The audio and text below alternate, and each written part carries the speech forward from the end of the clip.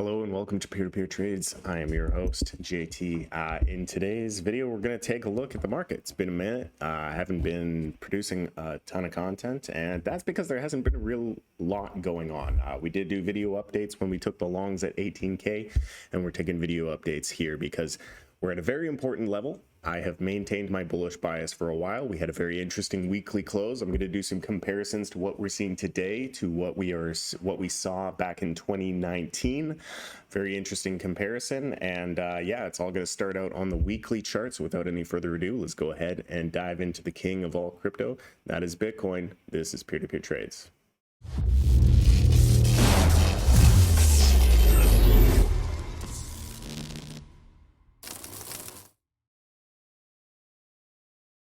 All right, so we're going to start things off on the weekly chart. We just got a weekly close here. If we actually zoom into these weekly closes that we've had, we're going to talk about dojis. So a doji, D-O-J-I, is a indecision candle. It usually happens when the bulls and the bears are in a very, very tight range, and the open and the close happen in a very basically the same spot. So you can see the characteristics of a doji are a very thin body, a wick on top, and a wick underneath. And you can see that we have we just closed 3 doji candles in a row.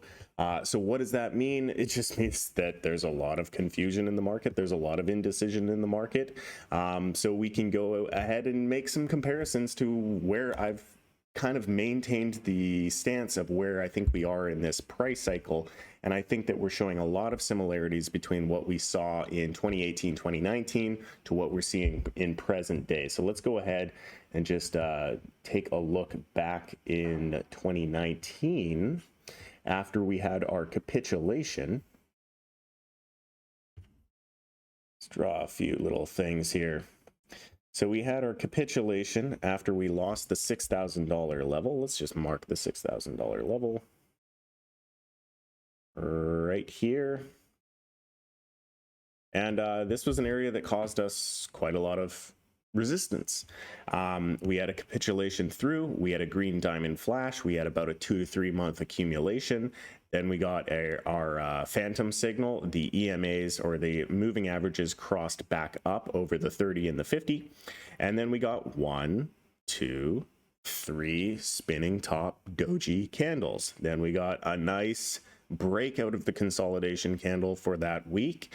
And after that breakout candle confirmed, that's when things really heated up. And basically from that point on, we moved up to about 138% move to the upside after that candle confirmed.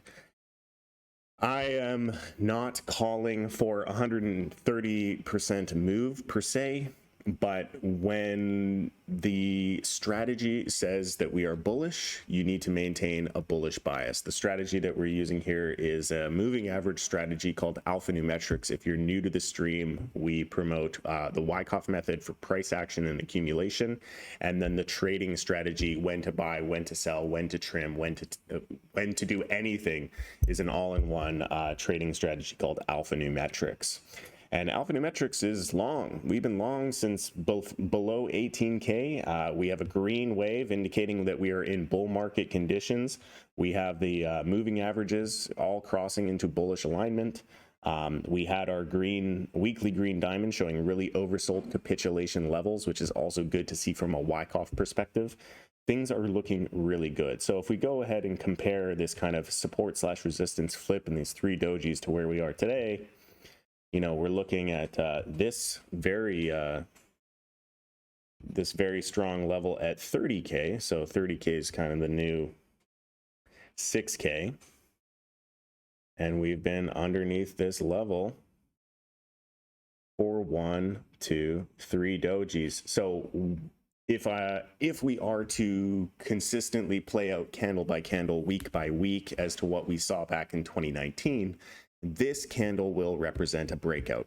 So what does a breakout look like? You're not going to see the breakout on the weekly charts. So let's just go ahead and get into some smaller time frames. Let's take a look at the daily chart. Apologies if there's any construction noise in the background. right, so we've been in this accumulation. This accumulation has been going on for about 300 days now. Well, since the breakout, about 280 days. So good long accumulation. Many months of accumulation inside of this range. So we've certainly built a cause for a rally. And I don't think that that rally will conclude right here at what's called, from the Wyckoff perspective, an SOS. So sign of strength right here. We have our first sign of strength happening underneath resistance with those doji candles. So it's a very critical resistance. Here's the thing. A lot of the bears out there are pointing to this as a very, very strong resistance. And it is a very strong resistance. But here's the thing about strong resistances. When they break hard. So if we do get a breakout of this level, I think it's going to be a pretty sizable move that we would be seeing. I think the acceleration will happen quite quickly. Let's go down to the 4 hour and just take a look at this pennant, the backup phase or the SOS of this area right here. And this is the consolidation that we're in. No, I don't need my pen tool. This is the consolidation that we're in right here. So one thing to note inside of this consolidation is the violence of the reactions are diminishing. So, you know, a lot of volatility in phase A here. We've got diminishing volatility on the reactions here. And then we got really quiet in the last few days price action. And now we're breaking out of that. So jump across the creek. Our next resistance is going to be up here at around 2,900. 28.8, 2,900. And if we can break out and start closing some 4 hour candles, or even better yet, close some daily candles above the level of, ideally, if we get let's just mark the high of this consolidation right here. If we get a daily close above 29,182 on my chart, I highly anticipate that this breakout will confirm. We will close the week out as a green candle outside of the consolidation. If we do close a weekly candle outside of this consolidation, we're definitely going through 30, and there's really not a lot to hold us back from that point. This is when the narrative will shift. Right now, there's still a lot of people who are sidelined. There's still a lot of bears who are in disbelief. There's still a lot of people pointing out the technical levels as to why we can't continue to rally. But here's the thing.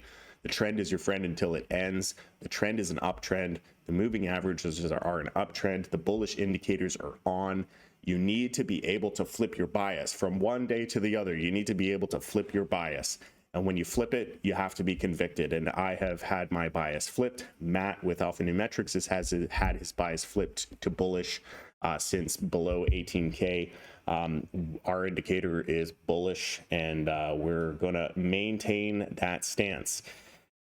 We try to capture the most of the move, the meat in the middle. So, you know, when I'm bullish, my targets are extremely bullish. You know, when I'm long, my target's infinity. When I'm short, my target is 0.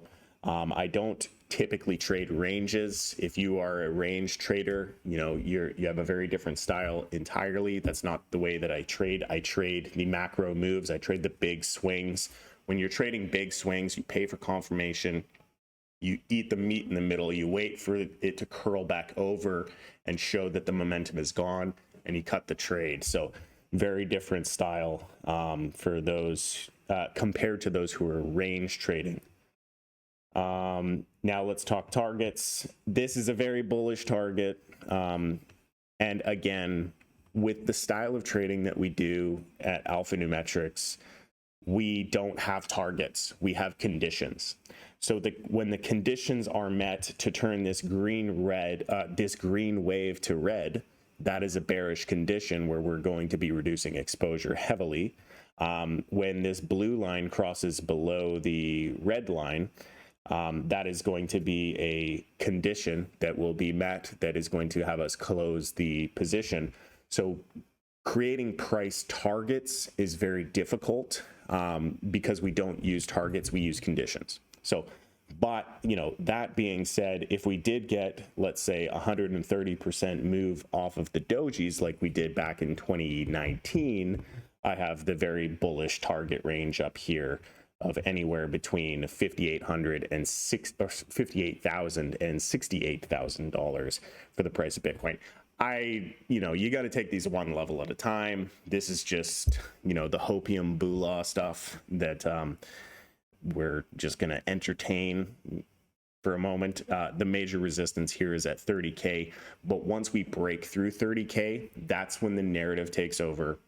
That's when the bullish sentiment takes over. That's when the noobs come in. Okay, we're going to have a new, fresh batch of new money coming into the space. So realistically, you know, using TA in those conditions is fairly limited, because you just have so many other bullish variables that would be coming into the market at that time. So that's it for Bitcoin.